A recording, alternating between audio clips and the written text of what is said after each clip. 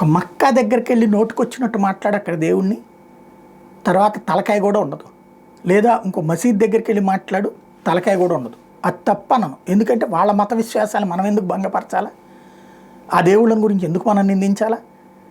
అయితే విచిత్రమైనటువంటి ధోరణి ఏంటంటే, హిందువులకు సంబంధించి హిందువులు కోట్లాది మంది హిందువులు, ప్రపంచంలోని ఏ హిందువు అయినా రాముని ద్వేషిస్తాడా, దూషిస్తాడా? కానీ భక్తులైనటువంటి వాళ్ళు ద్వేషించట్లేదు, దూషించట్లేదు. కానీ రాజకీయ నాయకులైనటువంటి హిందువులు మాత్రం దూషిస్తున్నారు, ద్వేషిస్తున్నాడు. అఖిలేష్ యాదవ్ తాజాగా ఒక ఇది అయోధ్య అంటే సమాజ్వాదీ పార్టీ అధికారంలోకి వస్తే అయోధ్య ఆలయం మూసేస్తాడట, తాళం వేస్తాడట.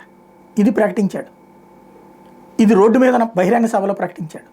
వెంటనే అక్కడ ఉన్నటువంటి ప్రజలందరూ కూడా చెప్పులు విసరడం అన్నటువంటిది సంచలనం సృష్టించి చివరికి తను పరిగెత్తుకుంటూ లోపలికి వెళ్ళి కాన్వాయ్లో కూర్చోవాల్సినటువంటి పరిస్థితి వచ్చింది.